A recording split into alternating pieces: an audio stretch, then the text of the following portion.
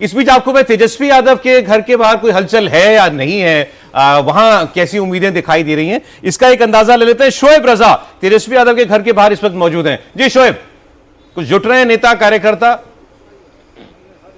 बिल्कुल सौरभ जी सौरभ जी, देखिए अभी सुबह का वक्त है तो कोई कार्यकर्ता या नेता तो यहाँ पर नजर नहीं आ रहा है। जाहिर सी बात है कि वो इंतजार कर रहे हैं कि 8 बजेंगे, रुझान आने शुरू होंगे उसके बाद ही। लेकिन जो एग्जिट पोल की जो बातें हैं, एग्जिट पोल के जो नतीजे हैं, वो यकीनन कहीं ना कहीं उनके लिए मायूस की स्थिति, जो मायूस है कार्यकर्ता, उस तरह की स्थिति पैदा की है।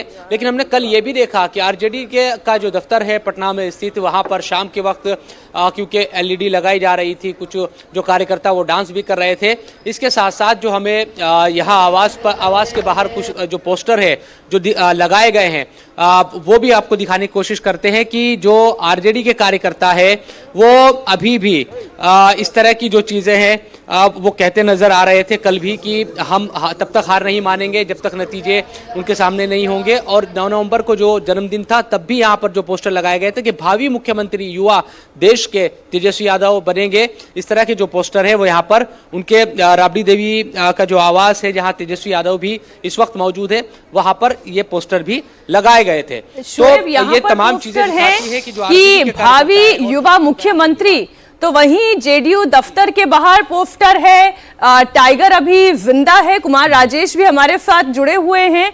अब कुमार, आप सीमांचल इलाके में भी गए, आप मिथिलांचल इलाके में भी गए, वहां पर नीतीश और तेजस्वी दोनों को लेकर किस तरीके की बातें हो रही थी मतदाताओं में?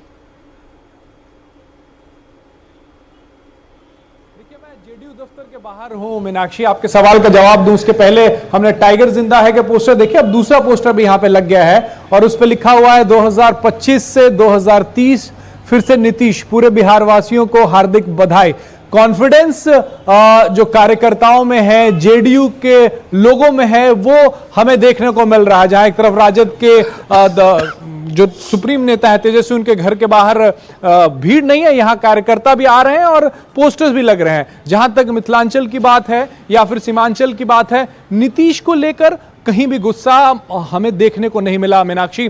तेजस्वी को लेकर जरूर सीमांचल में लोग उत्साहित नजर आ रहे थे, लेकिन नीतीश कुमार को लेकर बहुत ज्यादा गुस्सा हो ये हमें नजर नहीं आ रहा था। और नीतीश कुमार की नीतियों को लेकर जिस तरीके से लोग बातें कर रहे थे, खास करके अगर महिलाओं की बात करें तो 10,000 की हम बात लगातार कर रहे हैं, लेकिन उसके पहले कई सारी ऐसी नीतियां उन्होंने लाई जिसका जिक्र महिलाएं कर रही थी। साथ ही वृद्धा पेंशन की बात हो या फिर विधवाओं की जो पेंशन में बढ़ोतरी हुई, उसका जिक्र तमाम वहां के जो रहने वाली महिलाएं हैं वो जिक्र कर रही थी। यहां तक कि मुस्लिम वर्ग में भी कई महिलाओं से हमारी बात हुई, तो वो भी एक बड़ा हिस्सा जो है वो नीतीश कुमार के समर्थन में आता हुआ दिख रहा था। ये बड़ी बात जो है वो सीमांचल में निकलकर सामने आ रही थी, खासकर अगर महिला वोटर्स की बात करें तो मीनाक्षी।